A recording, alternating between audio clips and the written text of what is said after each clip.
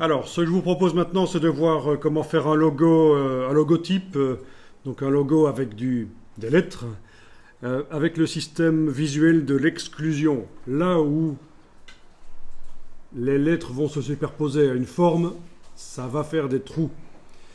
Donc, on va tester ça. Vous allez voir, c'est assez rapide. Donc, vous faites un nouveau document Illustrator. Attendez, monsieur, je fais des vidéos pour tout le monde. Alors, vous allez taper un petit mot, voilà, avec l'outil texte, on clique et vous allez taper, Un mot. oui, par exemple, je tape le mot Montana, vous tapez ce que vous voulez. Une fois que c'est tapé, je prends l'outil de transformation manuelle, j'agrandis en prenant la poignée du coin avec la touche majuscule enfoncée, je lâche le bouton de la souris, puis la touche majuscule. Attendez, monsieur, je sais pas si... Il ne faut pas déformer le mot. On peut tourner. Alors, il y a quelque chose qui est important, c'est l'approche de paire. Est-ce que vous connaissez l'approche de paire, P-A-I-R-E, c'est-à-dire entre chaque paire de lettres, quel est l'espacement? Non.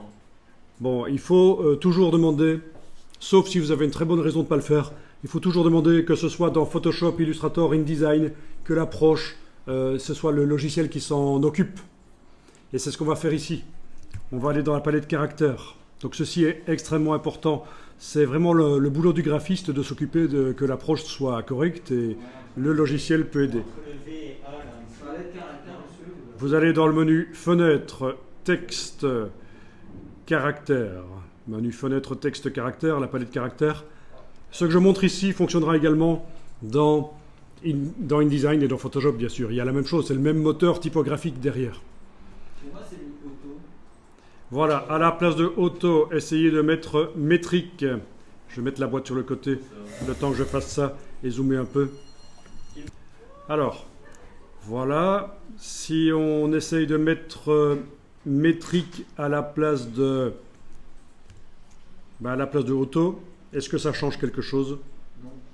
Ça veut dire qu'on était en métrique. Ça veut dire que Illustrator, quand on fait du texte, il est réglé pour que l'approche de paire soit métrique, c'est-à-dire c'est régulier, c'est la même distance entre les lettres et comme vous le savez en graphisme ça ne convient pas. Alors essayez maintenant de passer en optique à la place de métrique et regardez ce qui arrive au mot. Donc à la place de métrique, optique. Voilà, et là c'est le logiciel qui décide pour vous de l'espacement entre les lettres pour que le mot fasse bloc quand on le voit de loin. Pour qu'il n'y ait pas de trou entre deux lettres. Alors, vous avez, en plus de l'approche entre chaque lettre, vous avez l'approche de groupe. Vous pouvez combiner les deux. Vous allez pouvoir augmenter ici, en enfonçant la touche majuscule éventuellement pour que ça aille de 10 en 10. Et évidemment, vous pouvez gérer l'espacement global entre les lettres. Voilà. Tiens, à moins 40, je trouve que ça donne mieux chez moi. Comme ça. Mais parfois, ça donne bien, ça dépend de la police aussi, ça donne bien quand les lettres sont espacées. Ça dépend de ce qu'on veut donner comme impression. Donc, combiner l'approche optique décidée par le logiciel avec une approche globale, l'approche de groupe, on appelle ça, qui vous convient. En plus de ça, vous êtes censé aller faire des corrections si nécessaire avec l'outil texte en allant mettre entre deux lettres où vous voulez rétrécir ou agrandir l'espace parce que ça vous paraît bizarre. Par exemple ici entre le T et le A, ça me paraît peut-être un peu faible. Je vais peut-être augmenter, donc je mets le curseur texte entre le T et le A. Je vois que le logiciel a choisi, quand je suis passé en optique tout à l'heure, il a choisi pour moi entre ces deux lettres une valeur d'approche de paire de moins 18. Quand vous voyez quelque chose qui est indiqué entre parenthèses dans un logiciel comme ça, Adobe, ça veut dire que c'est le logiciel qui l'a fait pour vous. C'est une valeur qui a été calculée par le logiciel pour vous. Dès que vous allez modifier ici, les parenthèses s'en vont. Et l'idée, c'est donc d'augmenter en fait. On peut changer la police ou pas? Alors la police, vous auriez pu la changer évidemment aussi, bien sûr. Voilà. Donc, c'est un truc à régler ça. C'est vraiment le boulot du graphiste d'aller régler ça. Alors, il y a une astuce, ne le faites pas, je vous montre juste ici. Je prends la ligne de texte avec la flèche noire, je prends l'outil de transformation manuelle, je positionne le pointeur à l'extérieur pour pouvoir tourner. Avec la touche majuscule, je tourne en calant sur les axes. Et ça, c'est une astuce connue. Quand on veut régler l'approche de pair, c'est de travailler sur le mot à l'envers. Comme ça, on n'est pas perturbé par le mot, sa signification. On ne le lit pas. On ne regarde que le graphisme du mot. Mais ça, vous ne faites pas. C'est juste une astuce connue, en fait. Hein. Mais vous pourrez le faire plus tard si vous voulez. Vous pourrez essayer. Mais ici, là, maintenant, vous ne le faites pas. Mais c'est une astuce connue de retourner le mot le temps qu'on règle les approches de pair. Vous allez enregistrer ça et on va appeler ça on va appeler ça logo par exclusion-01. Parce qu'on va mettre une forme par-dessus et là où les caractères vont se superposer à la forme, ils vont devenir blancs. La forme va être noire, les caractères seront blancs uniquement à l'endroit où ils se superposent à la forme. C'est un système d'exclusion. Alors, on va superposer une forme à ça. Moi, je vais faire juste un carré. Donc, avec l'outil rectangle, touche majuscule, je fais un carré. Et voilà, je vais même le laisser là pour l'instant. Voilà. Vous pouvez faire un cercle, un triangle. Vous pouvez aller aussi chercher un clip art, mais vous n'allez pas le faire maintenant, ça prendrait trop de temps. Mais vous pourriez aller chercher un clip art ou dessiner vous-même quelque chose. Voilà. On superpose une forme à... On superpose une forme, voilà, à ça. Alors, on regarde ce qu'on a dans la palette des calques. Donc, dans la palette des calques, on a le rectangle, dans mon cas, peut-être pas chez vous, et le texte. Bien. Alors, le texte, il va falloir le vectoriser. Vous sélectionnez le texte. Vous allez dans le menu texte, vectoriser. Et là, à la place du texte, on a un groupe qui contient des vecteurs avec plein de tracés transparents. Alors, le tracé transparent, chaque lettre est un tracé transparent, mais c'est inutile pour certaines lettres. Par exemple, pour le M, il n'y a pas de trou dans le M. Pour le O, c'est utile. Pour le N, il n'y en a pas. Pour le T, il n'y en a pas. Pour le A, oui, c'est utile. Pour le N, c'est pas utile. Pour le A, c'est utile. Donc, mais c'est automatique. Et pour chaque lettre, même s'il n'y a pas vraiment de trou, il fait un tracé transparent. Non, inutile de simplifier ici. Hein. Si vous passez en affichage des tracés, CTRL Y, commande Y, vous voyez que la vectorisation des polices, c'est très bien faite. Il n'y a pas de point en trop. CTRL Y, commande Y, je reviens. Voilà. Alors, il faut absolument que les tracés transparents n'en soient plus. Vous allez comprendre pourquoi après. Donc,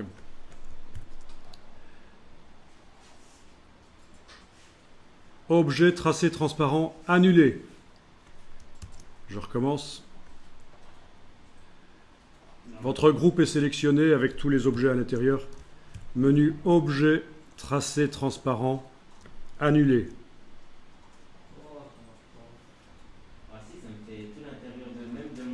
Donc, qu'est-ce qui se passe? Eh bien, les trous qui étaient dans les lettres sont devenus... Donc, chaque trou est devenu un objet à part entière. Et c'est obligatoire de passer par cette étape, sinon l'étape suivante ne marche pas. Et l'étape suivante, c'est quoi? C'est de faire un tracé transparent avec tout. Avec tous les vecteurs, y compris le rectangle, on fait un tracé transparent. On va donc tout sélectionner d'abord. On fait CTRL A ou commande A. Vous avez tout sélectionné, donc vous faites maintenant objet tracé transparent, créer. Et voilà, vous avez l'effet recherché. On n'a qu'un seul objet dans la palette des calques en principe, un objet qui va s'appeler tracé transparent. Donc l'étape qui a consisté à annuler les tracés transparents sur chacune des lettres est vraiment nécessaire. Sinon, cette étape-ci, vous aurez un message d'erreur. On ne peut pas faire un tracé transparent avec des formes qui sont déjà des tracés transparents. On doit annuler, c'est pour ça. Vous enregistrez.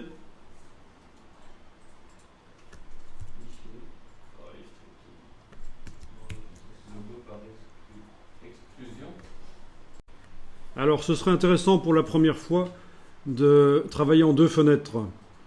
Donc, est-ce que vous avez d'autres documents ouverts dans Illustrator en ce moment? Allez voir dans le menu fenêtre, dans le bas du menu fenêtre. La liste des documents ouverts se trouve dans le bas du menu fenêtre. Il faut un seul document ouvert, celui-ci. Vous allez maintenant demander de faire une nouvelle fenêtre sur le document. Menu fenêtre, nouvelle fenêtre. Vous remarquez qu'on a deux fenêtres maintenant, deux onglets. Ce ne sont pas deux documents comme vous aviez d'habitude. Ce sont deux fenêtres ouvertes sur le même document. Bien. Vous demandez menu fenêtre, disposition, mosaïque. Menu fenêtre, disposition, mosaïque. Et il vous met les deux fenêtres côte à côte. Vous les voyez. Donc c'est vraiment la même fenêtre. Le même document, je veux dire. C'est deux fenêtres ouvertes sur le même document. Disposition mosaïque. Alors une des deux fenêtres, celle de droite par exemple, vous cliquez sur son nom, vous travaillez sur la fenêtre de droite. On va la faire passer en mode tracé, donc vous faites CTRL Y ou commande Y. Alors, avec la main, barre d'espacement, je recentre un peu ceci.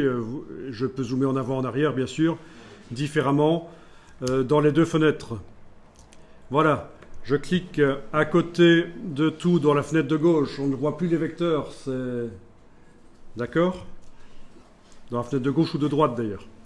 Et alors, vous allez pouvoir modifier un peu les polices, si vous voulez.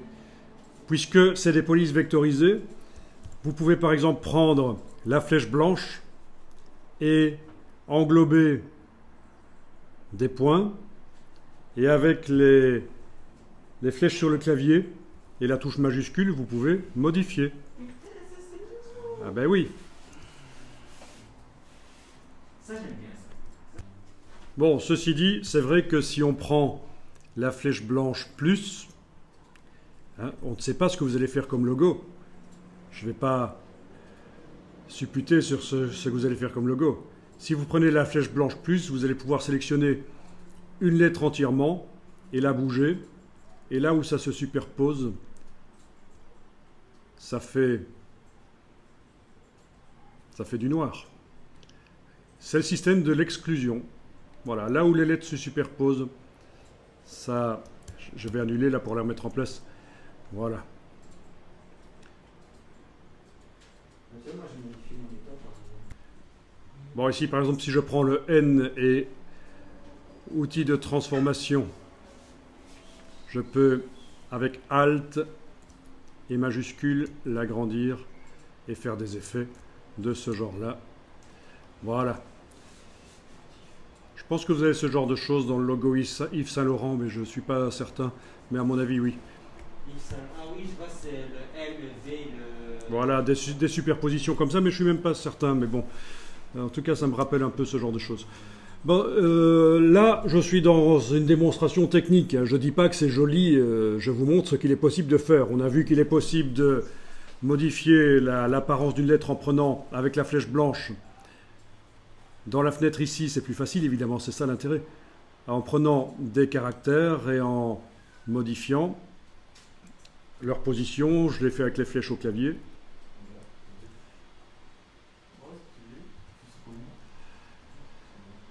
On a vu qu'avec la flèche blanche plus, on peut sélectionner l'entièreté d'un caractère et modifier sa position.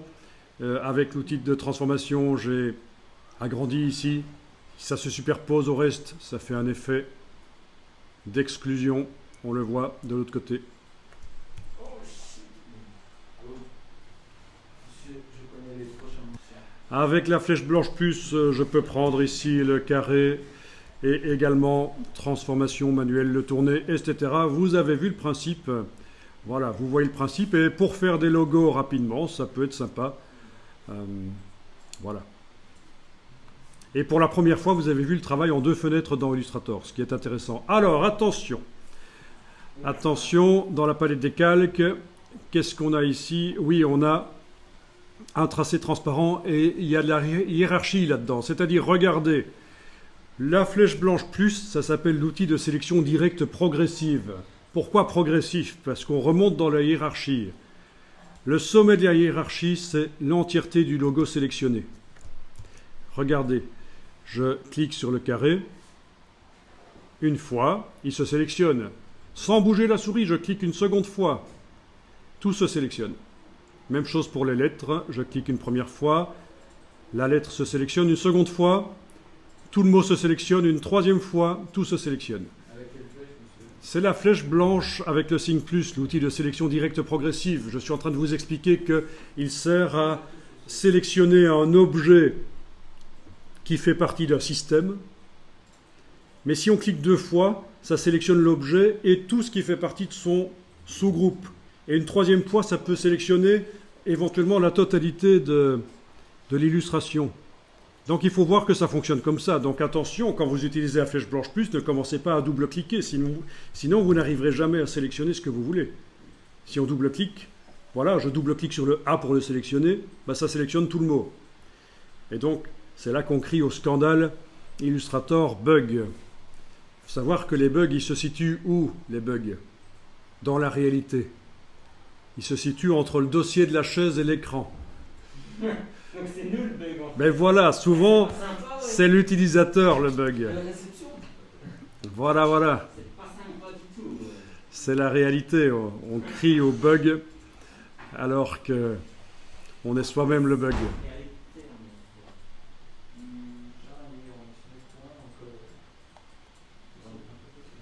Voilà, je vous laisse choisir comment vous allez faire, mais c'est juste un exercice de toute façon.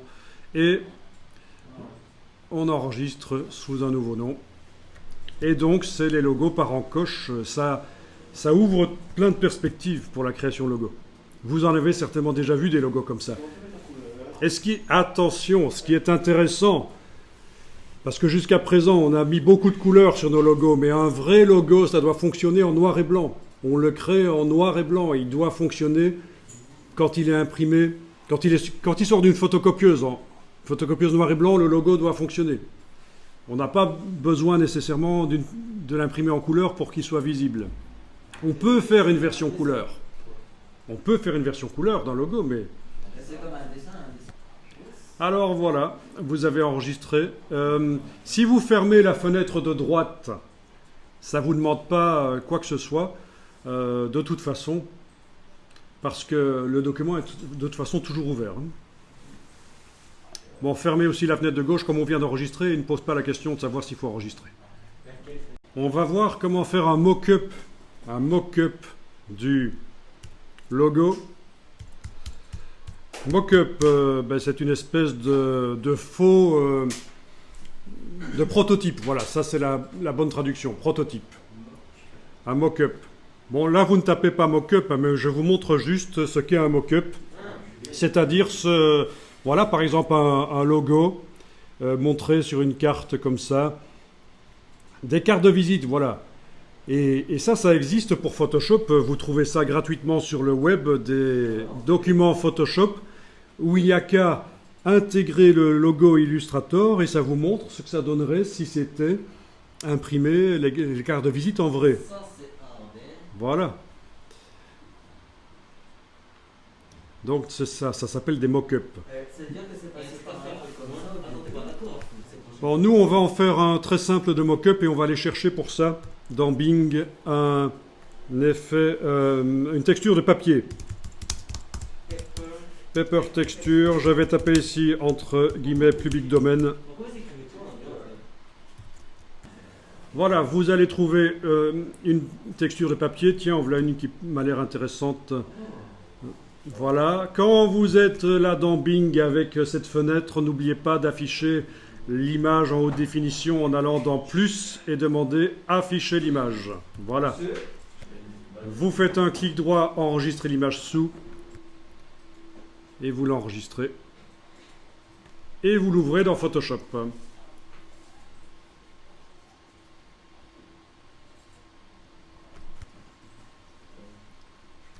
Vous l'ouvrez dans Photoshop.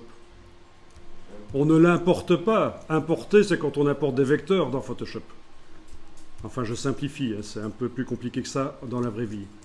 Touche F, je passe plein écran sur ma texture de papier.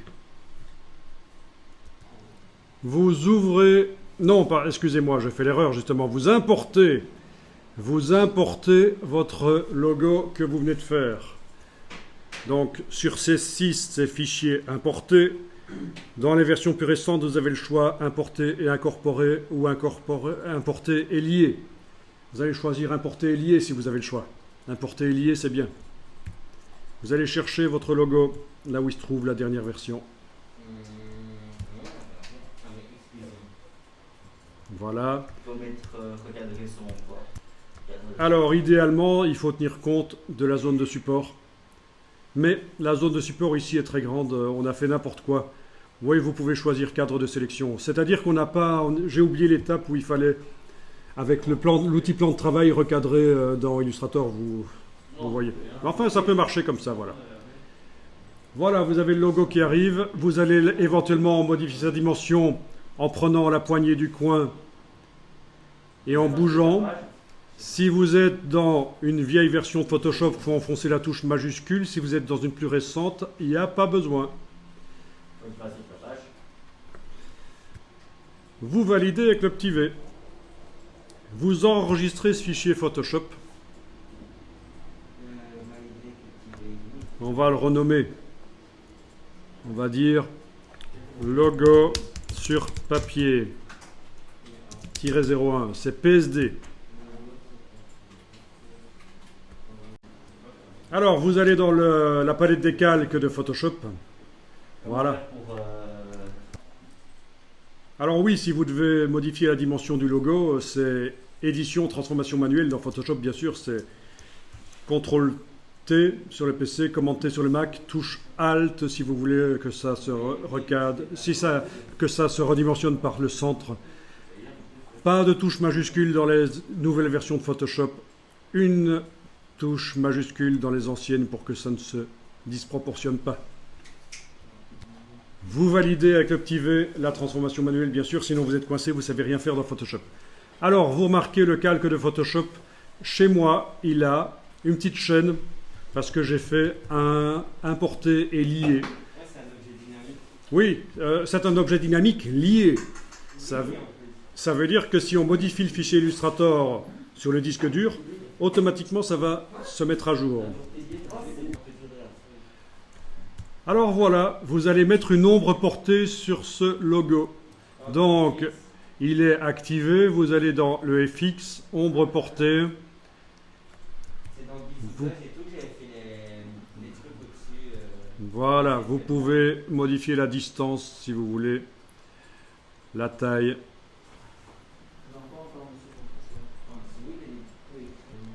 Vous cliquez sur OK et pour modifier l'ombre portée, on peut retourner autant de fois qu'on veut dedans.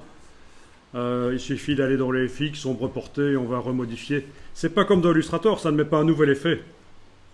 Ça marche, il n'y a pas de problème. C'est comme ça dans Photoshop. Enregistrer le document, on n'est jamais trop prudent.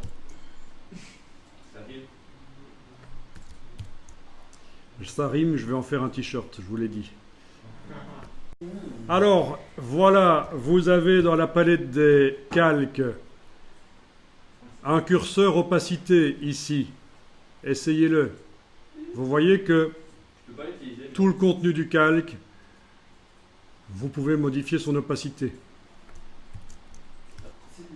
Remettez le curseur opacité à 100%. Je comprends pas comment ça s'explique.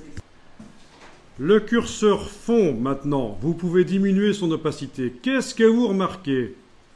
Eh bien, le curseur fond, il modifie l'opacité du contenu du calque, mais les effets spéciaux restent visibles. Et ça, c'est très intéressant. Ah ouais, t'en mets tout au minimum, ça fait. C'est à ça que ça sert. Il y a plein de gens qui ne comprennent jamais à quoi ça sert ces deux curseurs. Ils pensent que ça fait la même chose. Et c'est parce qu'il faut l'essayer sur un calque qui a des effets spéciaux. Et là, on remarque tout de suite la différence. Le fond, c'est quand on veut modifier seulement Mais ça reste visible. l'opacité de l'objet et pas les effets spéciaux. Enregistrer le document, on n'est jamais trop prudent. Elle est magnifique cette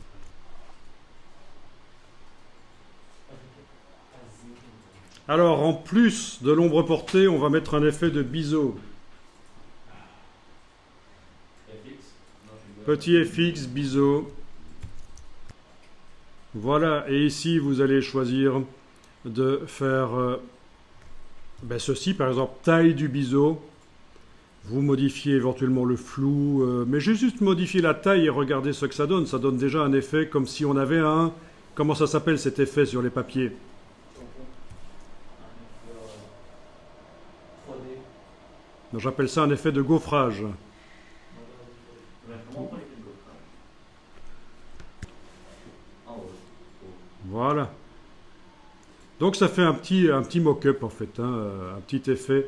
Alors l'ombre portée est beaucoup trop forte. Je reviens travailler sur l'ombre portée, je clique sur le mot ombre portée et comme ça je vois au milieu ici les réglages de l'ombre portée et je vais la faire quand même plus discrète au niveau de la taille notamment. Voilà. Ça c'est sympa, ce genre de choses. Vous voyez votre logo comme si vous l'aviez créé sur le papier par enfoncement. Voilà, la suite là vous ne le faites pas, je vous montre juste que s'il faut, on peut aller cliquer sur le papier, mettre un calque de réglage de type niveau, donc qui est venu juste au-dessus du papier, et modifier l'intensité lumineuse du papier avec le curseur ici. Voilà, pour mieux voir éventuellement. Voilà, voilà. Ça aurait pu être un calque de réglage de type courbe aussi. Donc ce sont les calques de réglage en Photoshop, je suppose que vous connaissez, pour faire de la modification non destructive de ce qui se trouve en dessous. Voilà, et j'enregistre le document. Et vous avez fait un petit mock-up tout simple. Il en existe des bien plus intéressants et complexes. Et on en trouve plein sur le web. C'est ça qui est intéressant aussi. Et si vous avez une licence officielle de Adobe, un jour, vous aurez la possibilité d'en avoir des gratuits et d'en acheter aussi. Une licence, ça veut dire quoi? Ça veut dire qu'on nous l'a? Un abonnement, c'est-à-dire un abonnement, les professionnels prennent un abonnement à Adobe. Puisque dès que vous produisez professionnellement des choses, vous devez pouvoir prouver à l'organisme qui s'occupe du piratage des logiciels, vous devez pouvoir prouver que vous avez les logiciels, que vous n'avez pas utilisé des versions piratées pour faire des produits. Moi, c'est la licence, pas blindé. Ok, alors, je suis dans Illustrator, ça aussi vous ne le regardez pas. Je vais réouvrir le logo et en effet, je vais aller mettre, par exemple, une petite étoile à cet endroit-là. C'est très mauvais goût les étoiles, hein, mais Vous aimez bien parce que je trouve que vous en mettez. voilà. Enregistrer. Donc je ne change pas le nom. J'ai mis à jour le fichier sur le disque dur. Je vais voir dans Photoshop. Tiens, l'étoile se trouve là. Il faudrait peut-être aller réenclencher ça. Non, il y a un petit problème. Il va falloir que je stocke l'effet spécial quelque part, certainement, parce que je vois que l'étoile est là, mais il n'a pas fait la mise à jour. Mais oui, en fait, ce n'est pas... Il faudrait que je l'intègre en tant que... Il faudrait que je l'intègre dans le tracé transparent, en fait, l'étoile. C'est ça l'idée, en effet. Ok, je sélectionne l'étoile, commande X, je la coupe. Voilà, j'ai coupé l'étoile. Je vais passer en mode isolation sur le tracé transparent. Comme ça, vous voyez en même temps comment ça marche. Édition, coller sur place, la voilà. Est-ce qu'elle est vraiment dans le tracé transparent si je la bouge avec une flèche? Mais oui, elle est dans le tracé transparent. Vous avez vu comment intégrer un objet dans un tracé transparent? Il faut faire passer le tracé transparent en mode isolation. Fichier enregistré. Je vais voir dans Photoshop ce qui se passe. Ça marche! Voilà.